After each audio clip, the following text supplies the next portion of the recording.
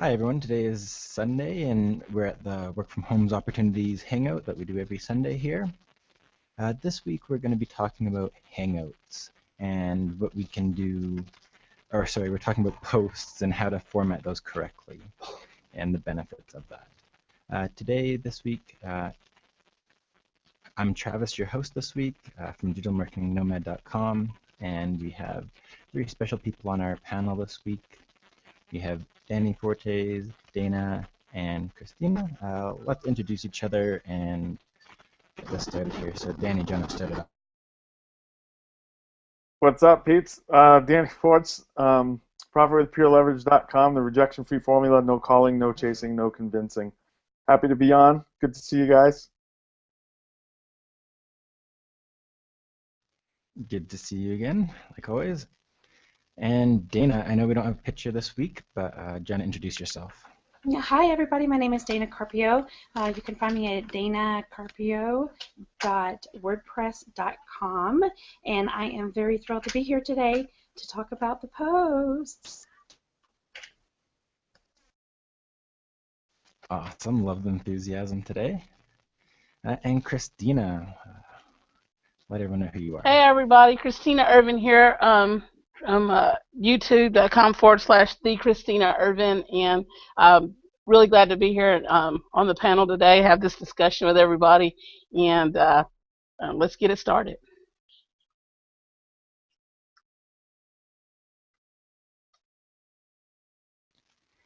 Awesome.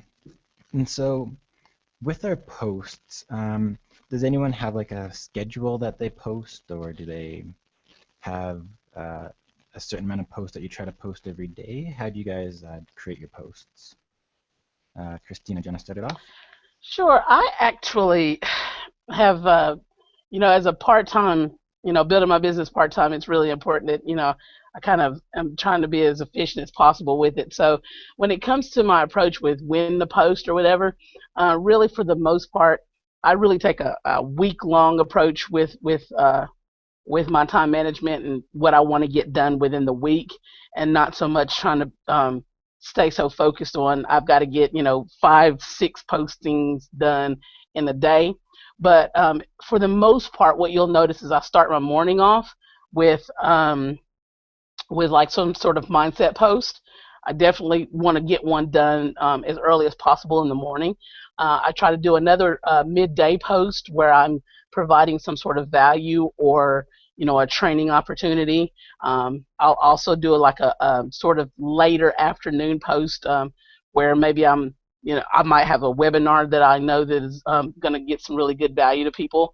And then I also try to get two posts throughout the day sometime where I'm actually sharing someone else's content, because I think it's important to be a kind of a steward of curating other people's content as well. And then if I happen to be up late, that's when I'm doing most of my engagement kind of within the communities.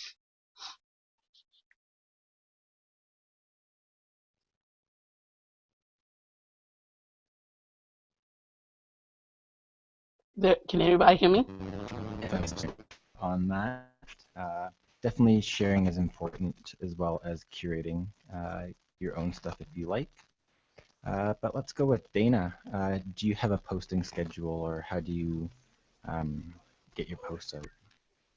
What I've been doing, I did have a schedule at one point where I was scheduling at least 2 a day. But I found that even if I was continuously posting 2 a day, and that was all of my goal, that it was successful.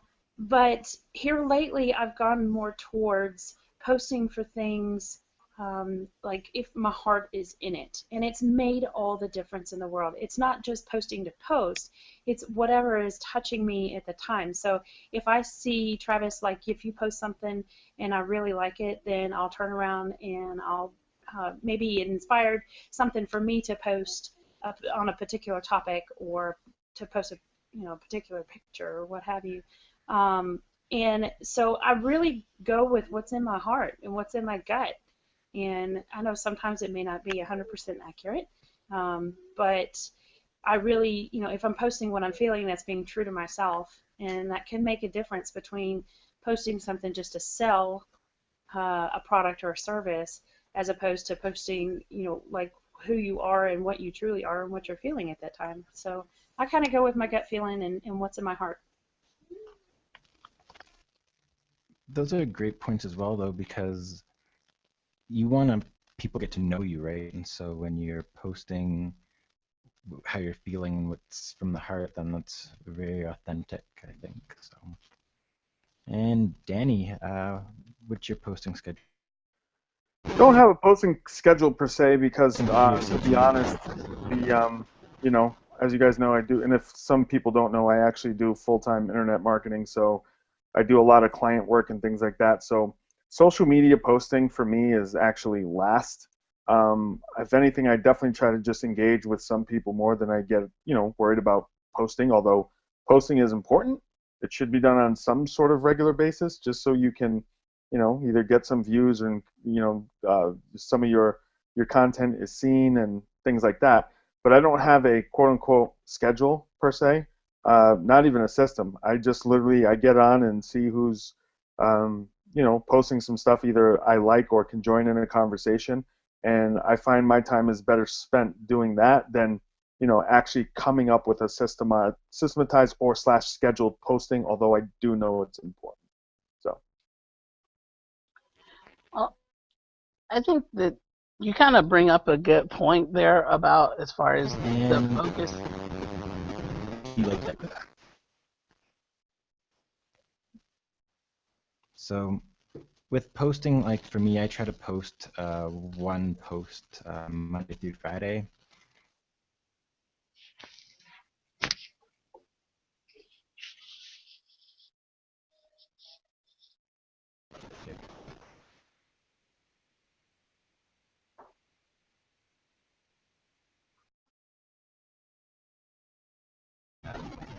Been nice for the views and the followers. So when let's move on to how we format posts. Um, do we have a system for formatting a post? Do we use bold and stuff? Does anyone have a system that they use? Uh, I Danny, do you do. want to start? Okay, Christina, let's start it off then. Well, I definitely think that it's important to differentiate yourself when it comes to with your postings. And for the most part, I definitely for most of my content, I always use bold and try to do a heading for my post. And then I'll leverage italics and underscore and everything, um, throughout the post as it is appropriate. But for the most part, I definitely always try to put a heading on my post, and I always try to put something visual with my post, whether it be a GIF or a still picture or a video, um, just because I want to stand out in the news feed. So by me putting a header, not only am I standing out in the news feed in a picture or something visual, not only am I standing out in the news feed, but also people who are more seasoned or or more um, have a little bit more authority on the platform, leverage headers and bolding, that kind of thing. So I'm sort of setting myself apart from someone who maybe is not very much about Google Plus to someone that might seem to have a little bit more authority just in leveraging the formatting itself. That's really important, I think. Headers really make a big difference, I think, because it also, if you notice, your headers show up in Google search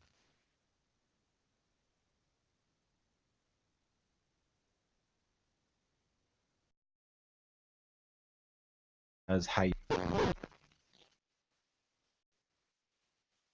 Travis, let me put you on hold for a second because Christi, can you guys, Dana and Christina, can you guys hear Travis? Is it me or is his connection going out a lot? Yeah, His it's going out a connection's lot. a lot, Okay. yeah. Yeah, Travis, how about this? Because I can only for some reason, it's like I'm literally only picking up maybe 20 to 30% of what you're saying. Generally can catch the question, but outside of that, I'm like missing most of like everything you're saying. Let's see. Go ahead. So I don't know if it's Because, yeah, can you guys hear me? yeah, I can hear you now. Okay. Okay, it sounds better now. So let's try again. Let's round two.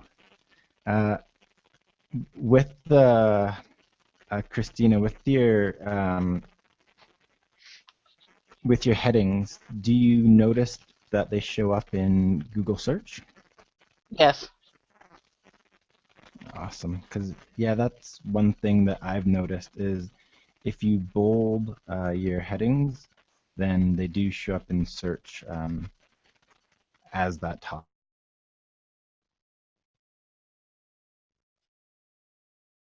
How about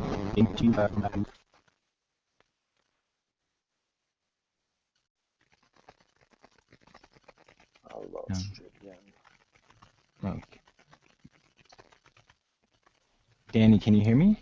Now I can hear you, but I lost you again. Okay. Maybe How about this? Why don't you pose the questions in the chat, and then I'll relay them, and and so then we can have like kind of double clarity. So just in case, if the people can hear you, and probably most likely on the recording, we'll probably get to hear everything. But I would just pop them in the chat, and then we can still do it with the questions that you're asking. Just because I couldn't even hear. Again, I heard you for maybe 10, 15 seconds, and then.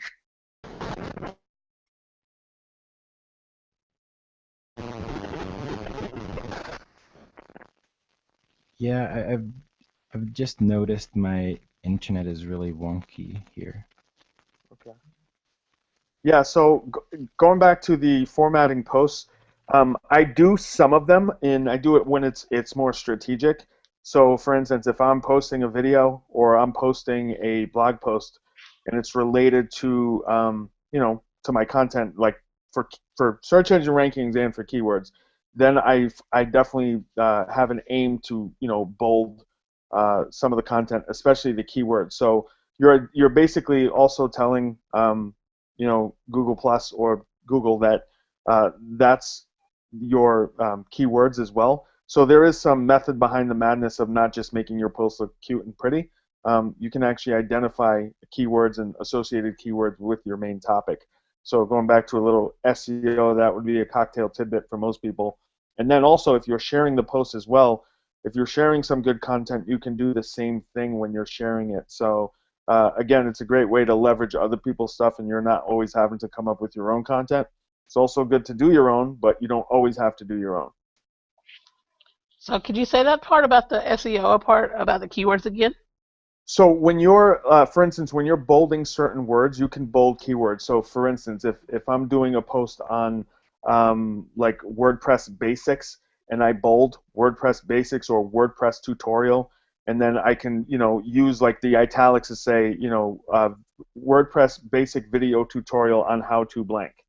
And so as you're adding all this information, you're basically identifying the main keywords of your post as well. For the audience. For the audience, yes, and for the search engines. So Okay, for that's people what I'm who are asking. looking for it. Yeah, yep. So that gives you search engine juice. I did not know that. Yep. I'm going to have to agree with Christina. I did not know that either, so that is huge, Danny. Great tip. Thank you. Is it just bold and italics, or would it be? No, there's another one. There's bold, italics. There's at least one more. What's the other one, Travis? I know you'd know this. It's strike through. Strike through. I don't use strike throughs too often, so. My video to see it. Yeah, I know Travis has a video on his site, but yeah, I don't use strike through too often. I knew there was another one. I haven't found a reason to use it yet, or if you're making a title and then underlining it, or sorry, strike through and doing a strike through. There's also there's underline too, correct? I actually don't think there is. I think it's No. only strike Okay. through, Okay. and that they don't have underline, but they have strike through. Okay. So yeah, Um, I haven't used a strike through, but I've seen it. Obviously, I just don't use it, and it's not one that's inherently, that I use all the time. So then, that's why it's not on the top of my mind. no, fair enough. You got my wheels spinning now. Now I might have to change my whole strategy now. Uh, when it comes to guest or when you share a post, do you guys just share the post or do you put some content in front? Christina, you're shaking your head, so let's get Because your this take is on this is this. a pet peeve of mine. It is such a pet peeve of mine. Um, Guys, stop just sharing. I mean, yeah, sometimes some things are just, oh, this is funny, let me share it. But if it's a person who's got some good content in that post, some depth in that post, this is another way that you can sort of gain a following and get engaged influencers to notice you is when you share their content. If you would add some commentary to it in such a way that it is more likely to encourage other people to plus one comment and reshare, that gets their post juice, that gets you juice, everybody gets juice, and then it becomes reciprocal. Then people who do tend to have good content, you're going to be brought into their world more because now they're going to start looking at your posts more, sharing your posts more, commenting on your posts more. And it's the most frustrating thing for me to see people when people just share it and don't put anything extra in there because you want to keep it engaged. You want to keep it like an ever going roller coaster, so to speak. That's in my opinion. And I have to say that because I call it like magnetic sharing. That it's when I started doing that, I started getting more engagement, and I started getting people who are more influenced people interacting with my content.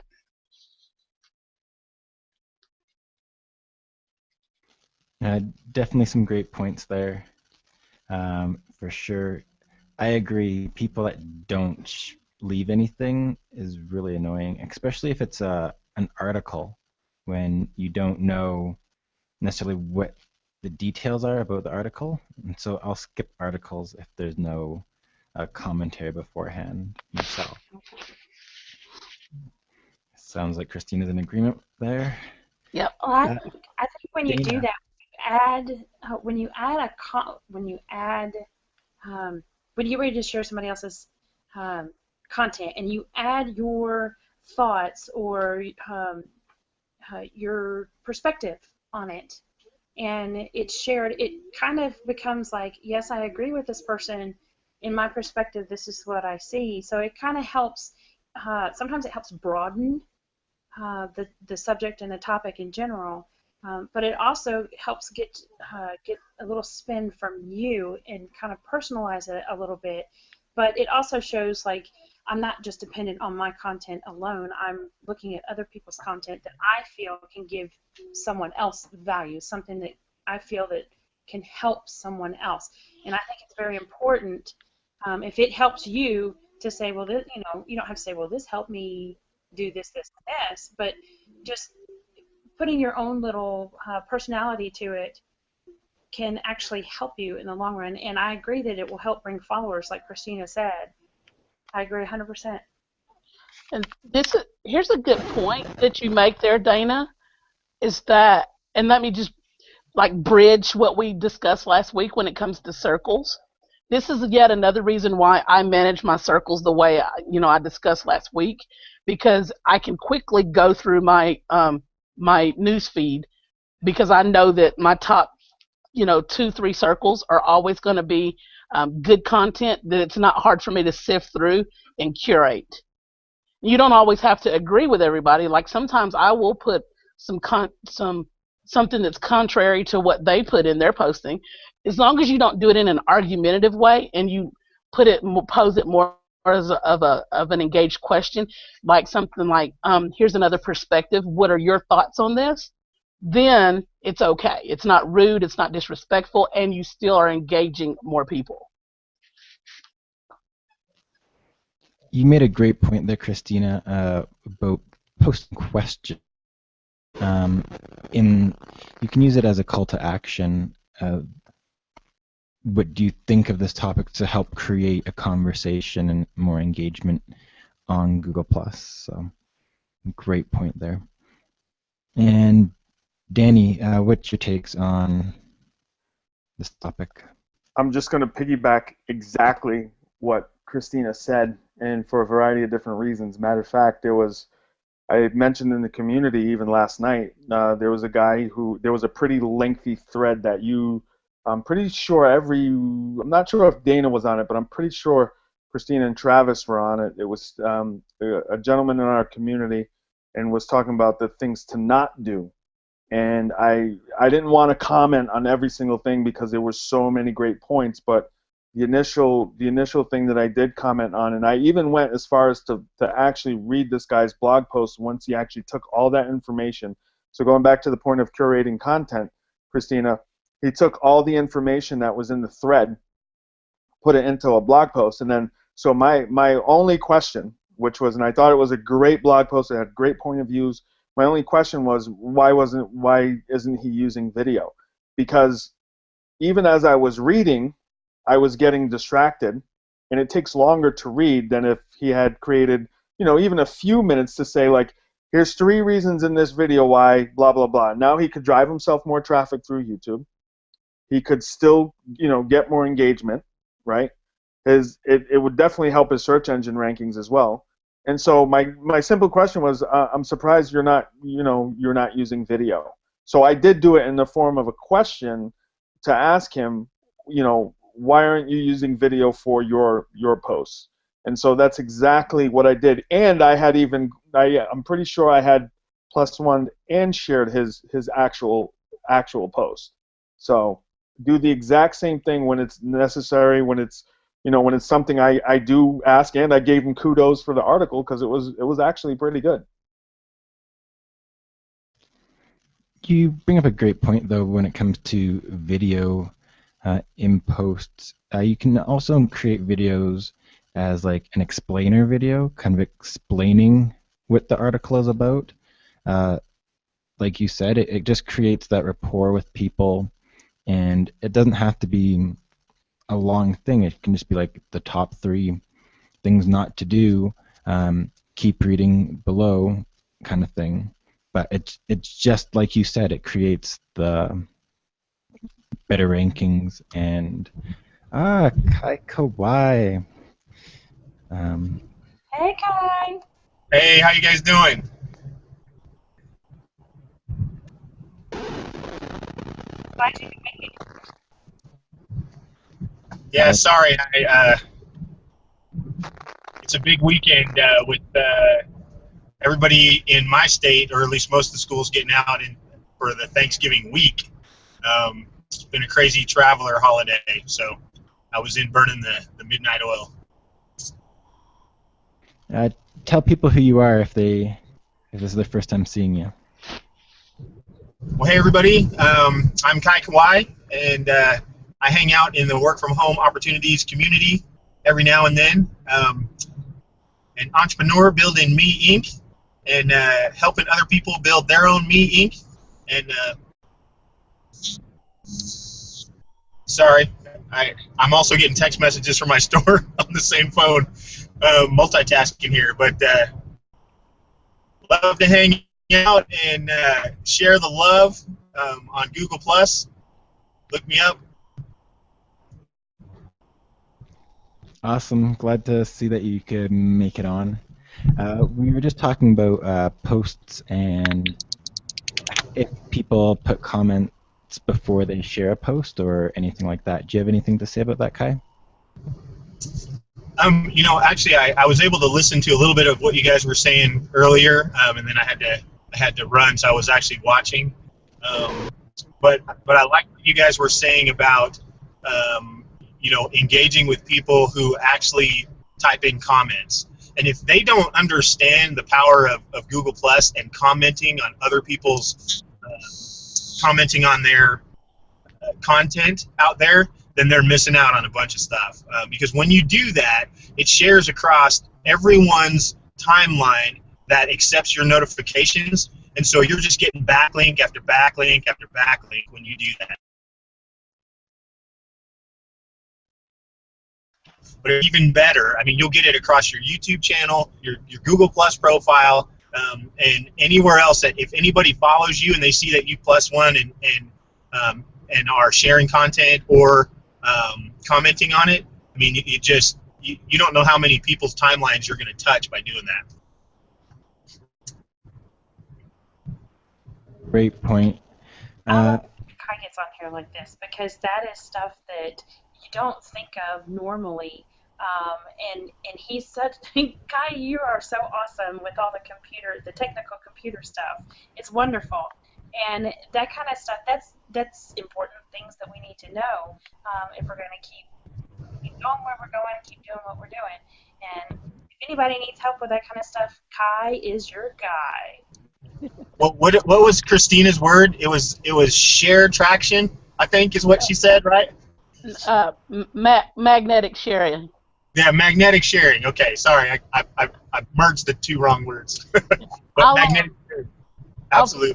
I'll put a link in after the event, so because I have a couple of webinars that'll speak to magnetic sharing in particular. But I think that Danny had something else that he wanted to throw in there. Yeah, thanks. It goes back to, and it's funny, Kai, that you said that because we had posted it in the chat section. So it was kind of funny. As soon as she said it, I posted it in there. I'm like, magnetic sharing. Nice, Christina. It was kind of funny. But anyway, new formula. Yeah, right? It's the new formula. Yeah, rejection-free formula, right? So going back to this point, and that's why it's important that if you do not have your own web presence, because again, let's back up to what I said earlier. This guy curated some content, put it on a blog post. When he gets all that traction to his blog post, okay, it's not like people don't see it. People do see it because they wound up on his actual website. But if you don't have your own blog and you're not leveraging the whole entire content, you know, you can have a picture there and leverage it in different social media platforms all in one shot. You have your video, which is driving video traffic. And again, just like Travis already said, he didn't have to cover the 9 things that he talked about. He could have done the intro explainer that would have brought them over to, you know, his blog by saying at the end, these are just 3. We have about 6 more, but you can come over to the blog and check out the rest. Boom. And now you're still sharing. Now you're getting shares from that. And, you know, on and on and on. So even with picture, video, text, and then you're sharing, all those different things can be shared across all your social media platforms in one swoop. It's just people are losing the opportunity if they do not have their own web presence. So I just wanted to speak to that leverage point. That's such great. Like, I'm giving you knuckles, man. That's awesome. Because the great thing about what Danny's basically saying, everyone, is stop being lazy with your social media. Stop being lazy with your content in general. Stop being lazy with your communications and your engagements. If you're gonna go through the motion of signing on, if you're about building your business, the smallest task, if you would just take one extra step with it, will yield you so many benefits. But it's about doing things with intention. And I think, Danny, you hit it right on the head. There's so much lost opportunity. I'm feeling some kind of way today. Great. For sure. You're on a roll. Just a question about posting links in your posts. Do you guys do like straight links, or do you guys use like bit.ly or a URL shortener of any kind? Can I go first, because this is right in my wheelhouse? Yes, you can. Okay. So obviously I've shared some naked links, but then and naked links for anyone watching is just when you grab your link off of your blog or wherever that you're sharing, and you just post it as is so people can actually notice what your actual website is. When there's a couple of things. If you don't have analytics, you can't see, how many clicks you got and so on and so forth. So not to get technical.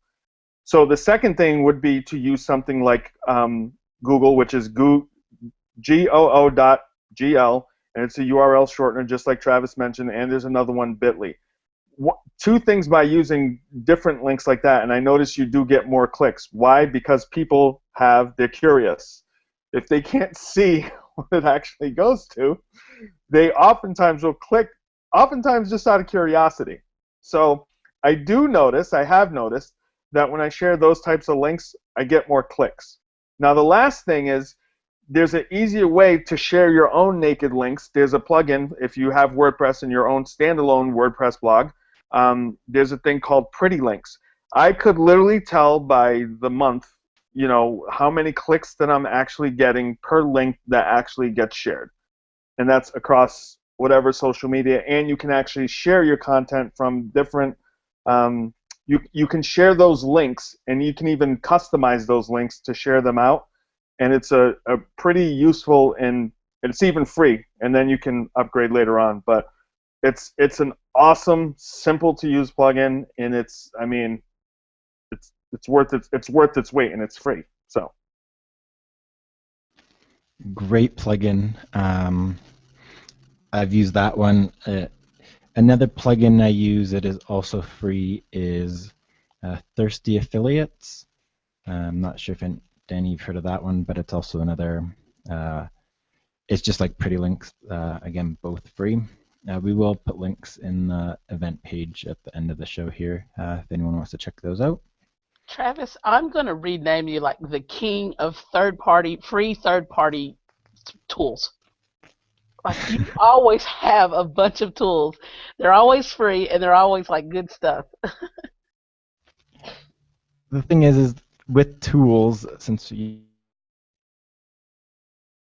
spend time trying to find all these different tools, like just take one and like go with it and use it, and if you don't want it, like if you aren't getting the results from it, then look for something else. But don't get caught up looking for all these different free plugins, because a lot you could be spinning your wheels instead of taking action, I think. So, but yes, I do like the free plugins because everyone can use them that way. But let's continue on. Christina, do you have anything to? Do you use naked links, or do you use shorteners, or what do you use? Yeah, I pretty much always use shorteners. But mine is mostly for the benefit of just protecting my links. There unfortunately are some unscrupulous people out there, so I just do it for protecting my links more. And it just is ugly when you have a big long, like if you leverage like the link from like a post or something, like it's ugly as all get out. So. Absolutely. I agree with Christina. If I have a link that and it depends on the appearance to me. If it looks like it's just a hot mess, I'll just be like, no, and I'll shorten it and post it that way. But if it gives truth to the actual article and it doesn't have all these strange characters and all this stuff, and if you can actually read it, then typically I'll use it. I don't feel like I should have to shorten it. But if it shows that it's the correct link going to the correct place, then I'll usually leave it alone. Like I said, unless it's got all these characters and different numbers and letters in it that makes it look like chicken scratch. You know what I mean? Plus, it kind of depends on the platform you're on. I know, like Facebook is forever like blocking links. So I guess another layer to that question, Travis, would be: does anybody forward mask their links? I tend to, especially when I'm on Facebook, just because you never know what in the world they're going to block today. That is very true as well. For example, if you're using Twitter, then you should always shorten your links, just because you only have 140 characters. And so it depends. If you want to cross-promote, I would highly recommend shortening your links or masking them.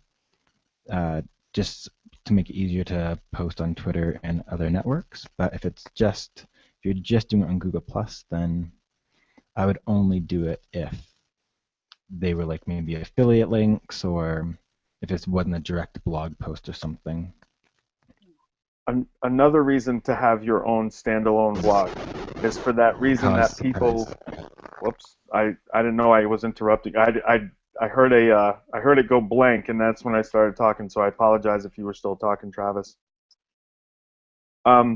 So going back to that, the part about why Facebook even blocks links is when these new opportunities come out that are plug and play, and people have whatever their opportunity name is, .com / their username / whatever, the same root domain is that initial thing, so myopportunity.com.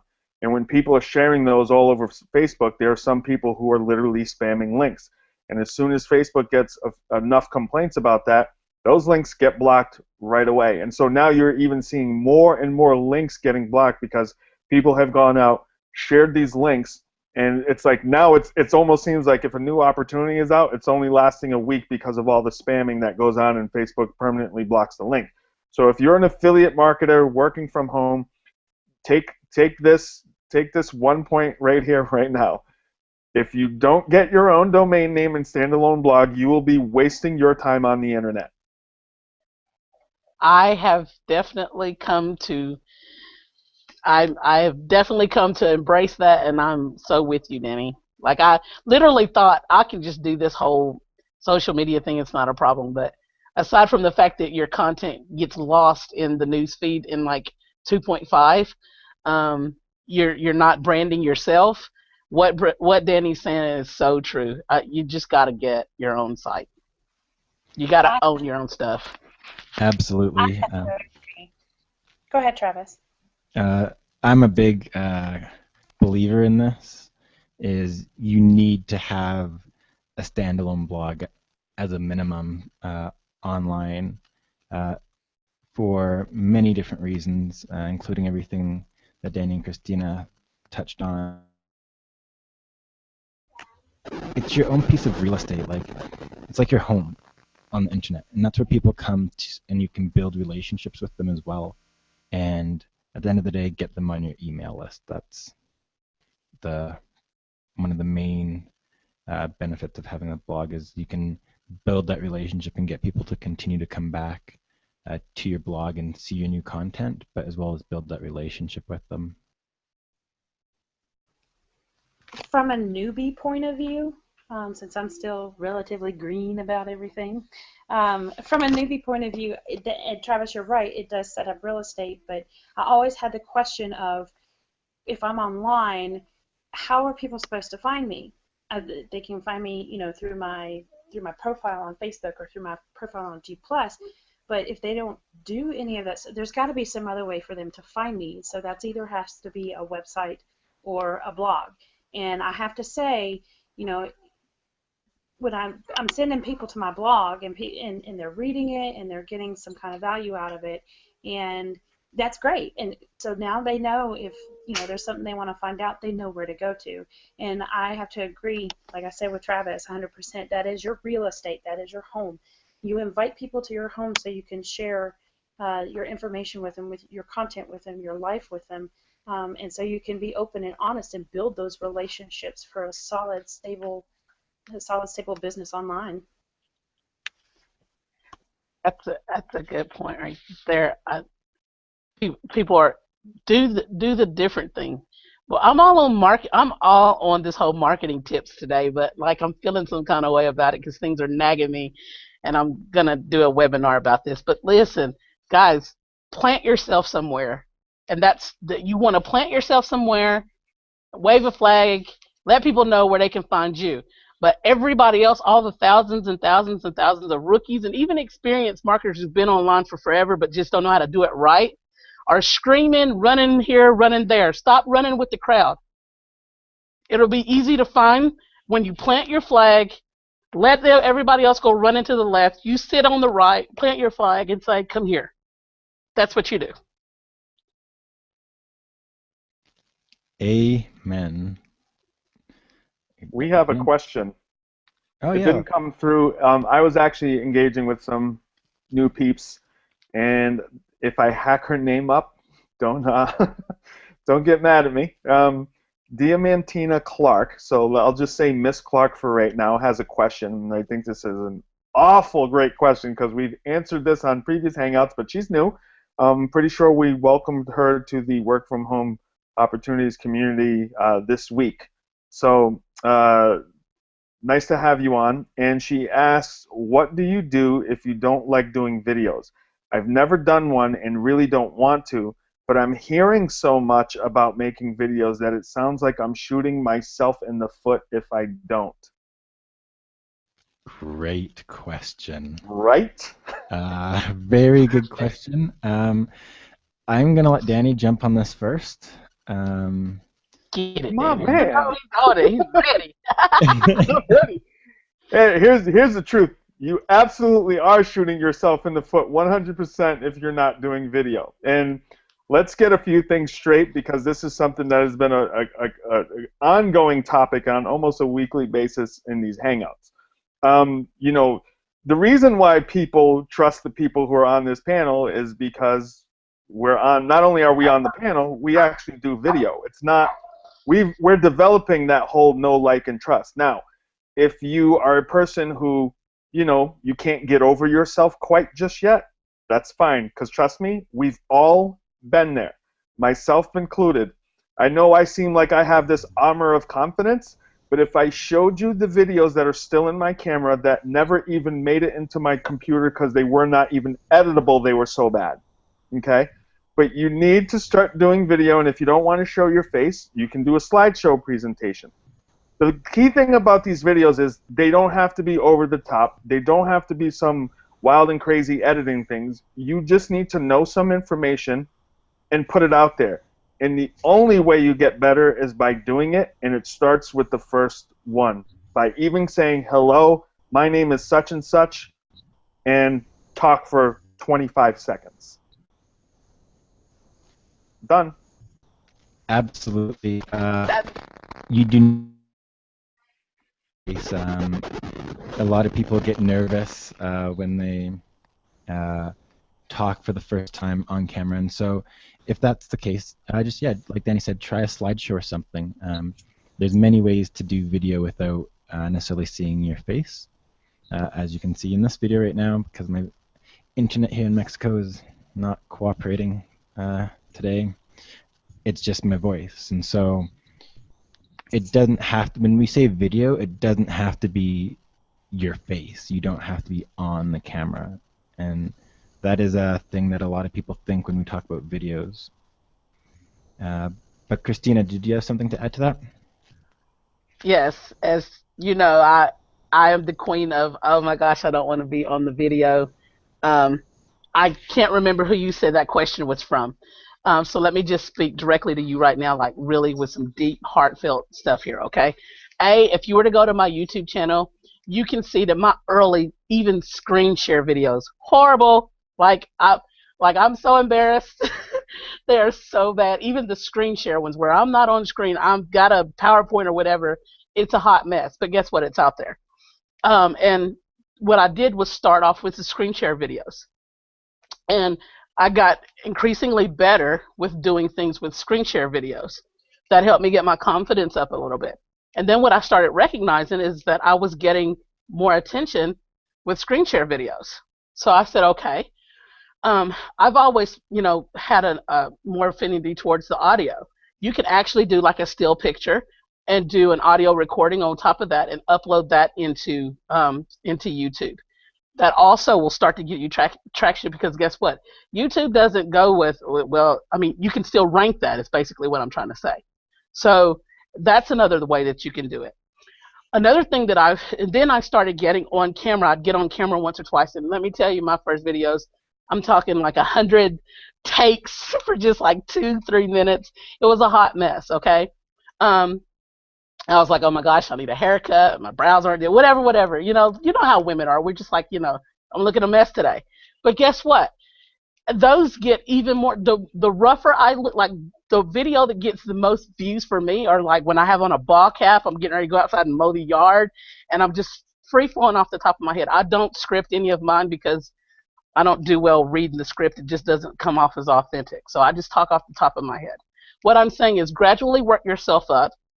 You'll start to get more confidence, because what I recognize is I was starting to get a little following, and I wasn't even focusing on videos.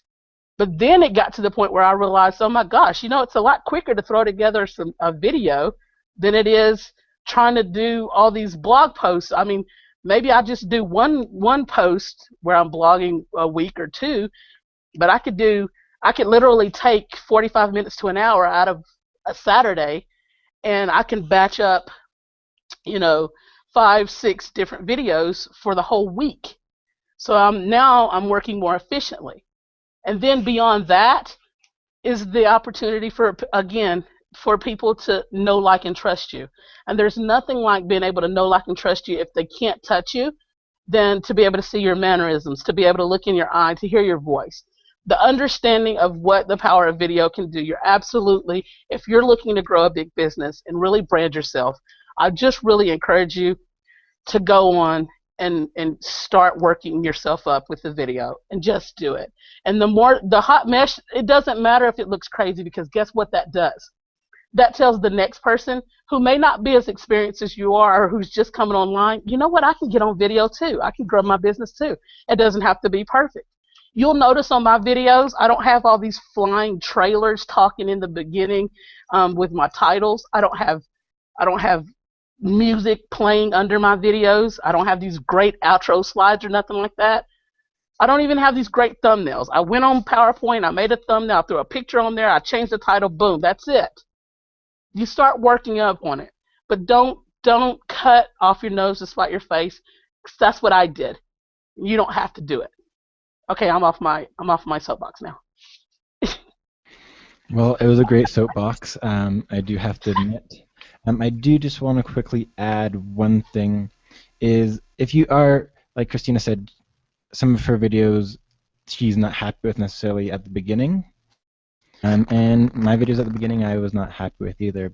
But the thing is this is social media, and they get buried so fast that once you create your first one, if you create more, the bad ones get buried, and so you don't have to worry about them. Very few people will look through your whole blog, will look through all your YouTube videos, and so when you realize that, you have to start somewhere. But if you look at someone successful, let's say, I can't remember his name right now, Ray Higdon, there we go, I can remember his first name. I bet you there's very few people that have watched his first videos. Why? Because he's producing so many now that they get buried. And so now you see him as this confident leader. But at the beginning, who knows? I haven't watched them. Maybe he stuttered his way through them, but he did them, and that's the. If you don't like them, make more, because you'll bury the ones you don't like. That's a thought process. That's a good one. I hadn't thought about that. But do you know that I'm getting like hits off of early videos? So, I think that, and you know what else I would say to this is, create a tribe. Again, I'm always talking about being reciprocal in your marketing. But if you've got a good tribe of people that are helping syndicate, you guys can kind of help each other and encourage each other, and that is going to help sort of bury the videos a lot quicker too, and get it out there, just get it out of the way. Then you get to the point where you're like, I don't really care. Absolutely. You're a big YouTuber, so let's hear your take on this, since you've been a little quiet over there. Well, I don't know how much I can add to what everybody's said. I'm definitely on the video train, but I came into it differently. I started doing, my first video that I ever put out on YouTube was an explainer video, because I learned the process, and the people that I was working with at the time, I don't want to say we were new to social media, but there weren't a whole lot of people except for the real techie people that were learning how to connect their blog to Twitter and to Facebook and to YouTube, and all the apps were new and they were real clunky. And so I found one that was relatively easy to walk people through, and I posted it on YouTube and then put a link to my blog, and I got a ton of traffic from that. And so I was thinking, why isn't anybody using video from that first one? And then I jumped off the cliff, and kind of like Christina said, you can go back and look at some of mine. They're horrible. I even did one of those vertical ones, where like your face is boxed in, and it was pretty funny. But I actually ranked that one, and so everybody saw it, not just a few people. And so it was horrible. I don't know why I ranked that one, but I had the right keywords, and I got more comments on that video for messing stuff up. So my advice to anybody who's doing it is just put it out there. Just do it. You're human. They're going to get it. And what you're going to see is, I think what you're going to eventually see is a progression where you get better quality and you're more polished, and the people who that tribe that Christina was talking about, they're going to say, hey, look, he did that, and that's me right now. So don't, just put yourself out there. If you're serious about building a business online, you got to put yourself out there. Just do something, anything. There's going to be a lot of people and training courses, and anybody who wants to actually know about any kind of training course or system before they want to join, probably talk to one of the people on this panel. I think collectively, we have been in every system that is available right now. And so I'll give you if I don't know, I'll pass you to Christina. If Christina doesn't know, we'll pass you to Danny. If Danny doesn't know, we'll pass you to Travis. I think collectively we have been in all of the big ones, or are in the big ones. One of the two. But don't be afraid to put yourself out there. That's what I keep going back. I'm not gonna steal your word, Christina, but that relation, I call it a relationship funnel. I'm on. We're like, you're my peeps right there. That's how you're gonna get engagement. That's how you're gonna get traffic. And something else that I wanted to pull up that I didn't hear if you guys talked about, but I don't know if you guys notice. Travis doesn't do a whole lot of video, but do you see the long posts that he does? You can use your Google Plus profile as a mini blogging platform and get some traction and get. I know that that Facebook isn't real. That you don't get a whole lot of engagement off long posts, but I've seen a ton of traction just witnessing people who put it out there on Google Plus. So for whatever reason, Google Plus likes that long post. Everybody likes video or pictures. Don't get me wrong, but if we're staying on topic on posting, that's something to look into. I don't know, Travis, if you can speak to how many views you're getting on an average post or what. I know video is real easy. You put it up there and it automatically gets hits, but. Great point. No, we haven't brought up the long post yet. I can say since I've switched to adding long posts in regularly, my engagement has skyrocketed myself. But I think video is also important. But I think it also touches on not everybody has time to watch a video. Like if you're on a bus or something, video. Or someone might not do all the time. For me, because I'm in Mexico, my internet isn't always the greatest. So is also out of necessity because my internet isn't always the greatest here. But I think in a few months I'm gonna go to the US, do some shopping, and I'm gonna bang out a bunch of videos. But the long post for me is something, because I am on the road, it allows me to get them out without having the internet issues that video has, especially in developing countries a lot of times. Travis, I want to Yeah. just speak to something because I think it's an important point that shouldn't be overlooked, is the word resourcefulness and using what you have.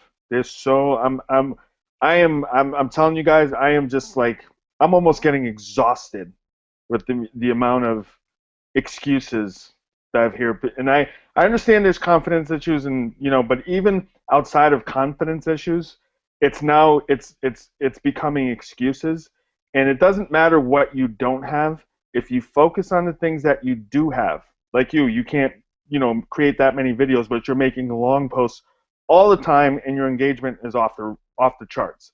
So it just goes to show that it doesn't matter what it is that you do. Whatever you do, do it effectively, and don't waste time and stop making excuses. And I just wanted to point out that word, because resourcefulness is something that if you haven't channeled or haven't developed, you need to start working on that and stop spending time on social media. And I know I say that every week, and I will continue to say it.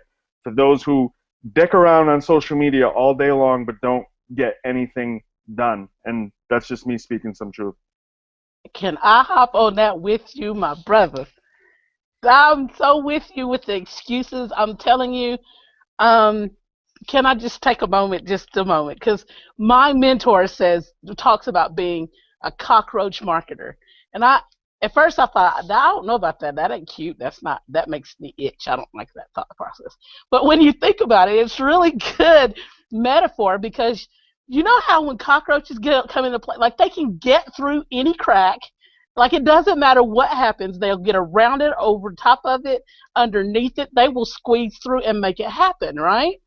And that's the kind of marketer you really want to be. I mean, for example, last Friday I had to go into the office unexpectedly, and I had coaching set up, coaching video calls set up. I couldn't do both, be home and go to my office, because my office is like 20-30 minutes away. But guess what? We have technology now.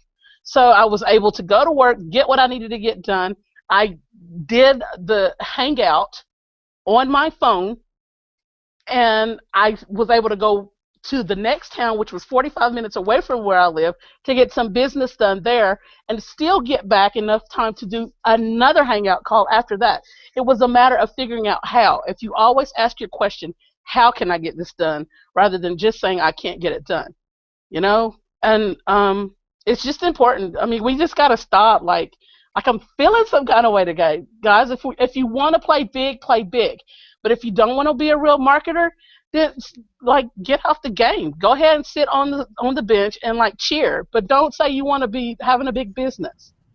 And I want to go back to the video for 1 second too, because you want to know the biggest thing that got me over the whole video thing.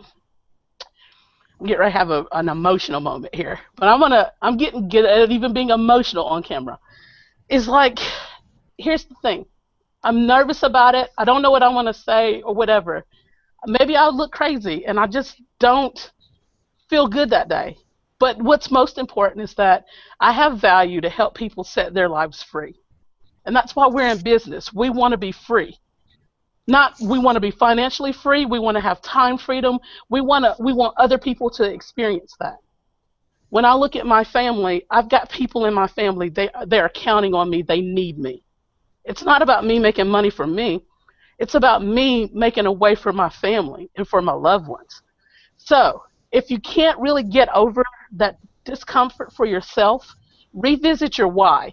And if your why doesn't help you get over that, then your why isn't big enough. Your vision, if your why isn't big enough to help you get over it, it's because you have not attached a vision to that why.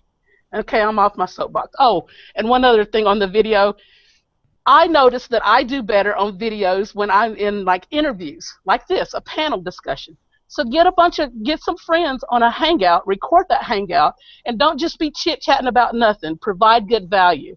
And then you can chop that 1 hour interview up into a few different pieces of content. That way you're curating, but you're more comfortable because you're engaging with other people and you don't even realize you're on camera. Okay, that's it. I'm done. I promise. Great points. Especially with the why. If your why isn't big enough, like Christina said, you really need to reassess. Because when you're going through difficult times, like trying to figure out doing video or whatever it is, your why, like Christina said, is what is going to help you get through this. And so definitely figure that out if you're having issues with video. But just looking at the time, let's give one last tip when it comes to certain way, long posts, video posts. Do you just do plain text posts? Christina, since you're on a roll right now, let's start with you. One last tip or point you want to bring up. Just be quick, guys. Just be real and stop talking at people and communicate with people. And when you're posting stuff, honestly, I'm getting ready. I'm going to do some content about how you enter into a community too. So since this is really kind of something that matters to our community, stop busting in the community with your opportunity. Stop busting in the community with what you're going to do with people and with an agenda. Park your agenda at the door, because if you notice, you're getting ignored. That's all I got to say. Is just keep it real. Stop being so salesy.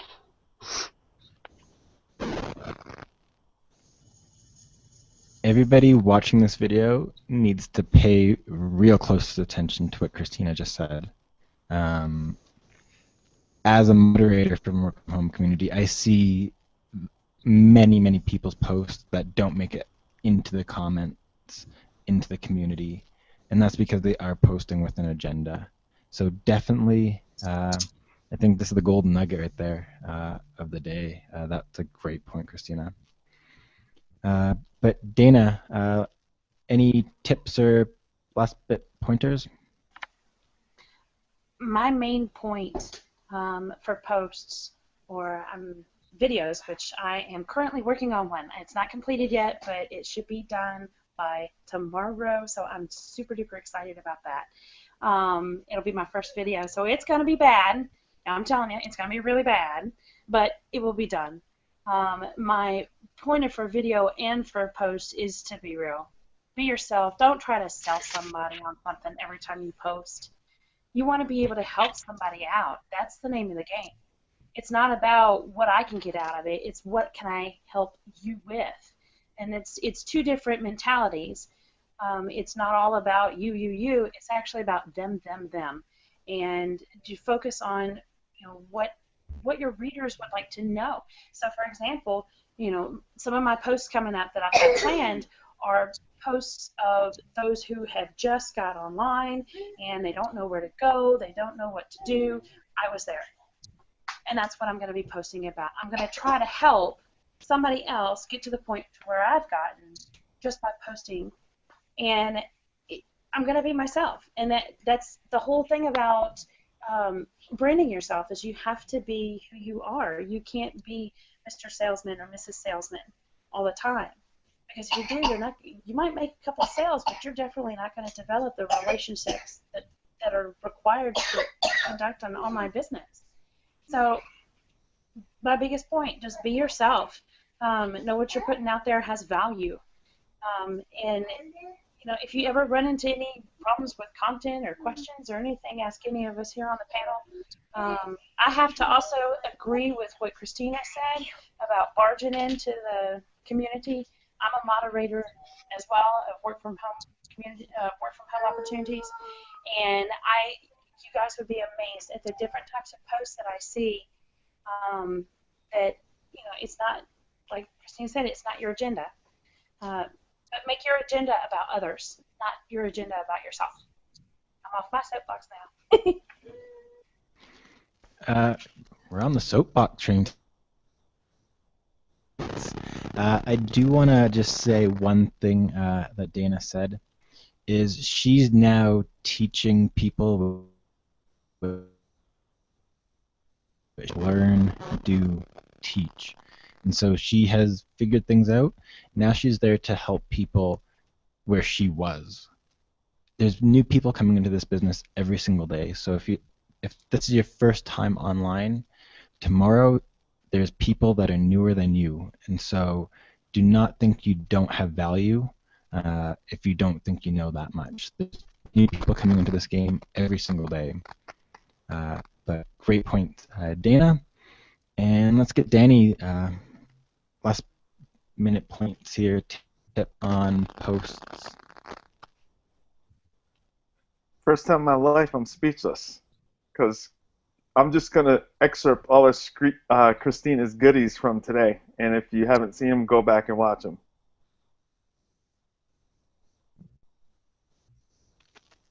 This is surprising, Danny.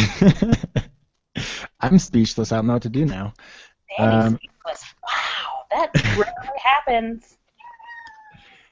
I think this is the first. This is what's the date today? Let's keep track of this. The first time Danny doesn't have something to say. But I agree with Christina as well. Kai, last minute tips or points on posting. Yeah, okay. So I think we've established that when you enter a community, you give first, wherever you go, whether it's on Google or you're in a Facebook group or wherever you go, give first. So here's my tip. Give it to the public as well as to the community. And what I mean is you post it on your profile first, because typically that's where you get all of your engagement is on your own profile, and you're going to be building a following in circles on your profile. And if it's going to help in a community, it's probably going to help in the public.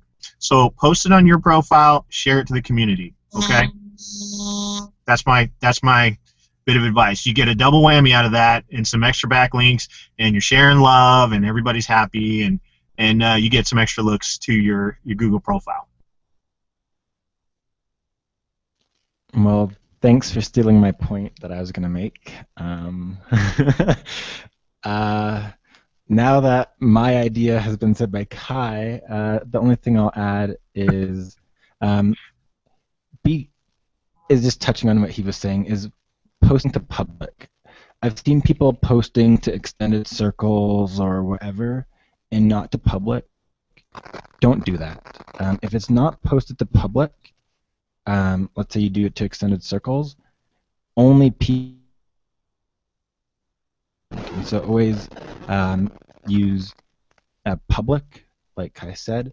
Another thing I recommend is don't be afraid to reshare material. Like if you just post it once and never post it again, well then it can be buried very easy. But if you're providing value and you don't have an agenda, share your post more and more. What I personally do is I create a new post, but then I share an older post into my communities. And so there's content is always different in each wherever I'm going, but I'm mixing it up a bit. So that's Hey, just Travis, emphasize that a little bit more so people understand. Don't post to your place and then because it looks like spamming. Otherwise, it's not going to go through. Can you emphasize that more? Absolutely. So the communities, and you do post to a lot of communities, if you're posting the same content as public as well as the community, Google will see that as spam, even if it's providing value. So be careful with that. What I do is I create a new post. Let's say for tomorrow, I have a new post that will come up, but I will share in a community something I posted, let's say, last week, for example. And so I'm able to share my content throughout my communities without looking like a spammer, because it's not all the same content, all on the same day, all within 10 minutes of each other. Google sees that as spam because you look like a robot if you're sending everything at the same time to different communities. And so be aware of how you're posting and how often you're posting the same content. Also, because I know Christina loves people that don't put any comment.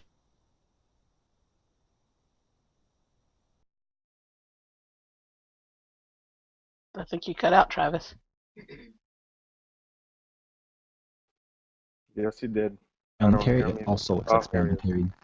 You're going to have to go back, buddy.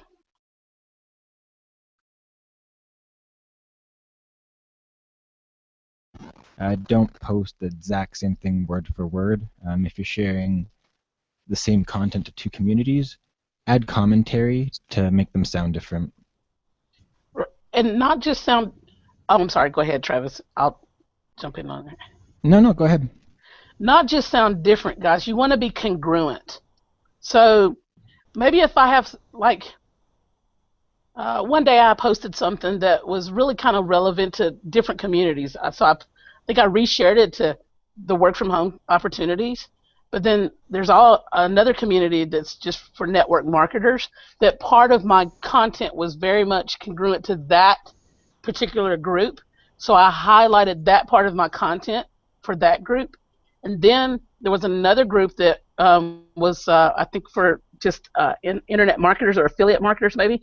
And so I then went and shared that content to that group. But my content, my copy or the words within my post was relevant to just the affiliate marketing part of that content. Now, obviously, somebody's probably going to read all of it, but you want to make sure your message is congruent. And the last thing I would say to that is don't waste your post and don't waste your reshare. So just because a community has, 10,000 people in it, doesn't mean it's a good community to share it to. Because if it's 10,000 people but none of them are active, if you can go in there and you can see where there's been no new posts in a day or two, like whatever community you're in, there should be new posts every day. If not, they're not engaged enough, and you're wasting your post. I'm done.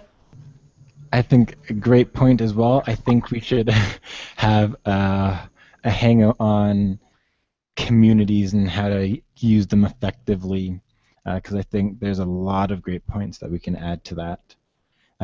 But I want to respect everyone's time today. It is after 3, and so if there's any questions, we can get those answered. If not, let's call it a day. Everyone have a beautiful Sunday wherever you are. Hopefully it's warm where you guys are. But let's call it a day if there's no more soapboxes here for anybody. It's always warm in Phoenix. That's where I could live in the U.S. then. Any other points, anybody, before we call it a day here? Christina? I know you have something in you here. Come on, let it out. I'll share it save it for the next hangout. Awesome. Or keep an eye out on my profile. I'll be posting some stuff.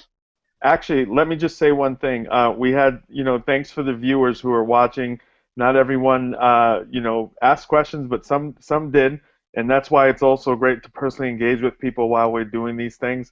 And it's just good, even though they didn't, respond in the actual Q&A feature. It's Google Plus, so a lot of times we can do that, and it was great. And the feedback I got was, tell everyone I said thank you. What great information. Let me read this. Hold on. Let me read somebody else's. Thank you, everyone. And then there was even one. Somebody else made it. They said cockroaches with a big smile. So it was went over well. We got some copy for a capture page for sure on this one. How your internet marketing business is like a cockroach. There you go. I like it. Great point. Maybe we'll change the community to that, cockroach marketing opportunities.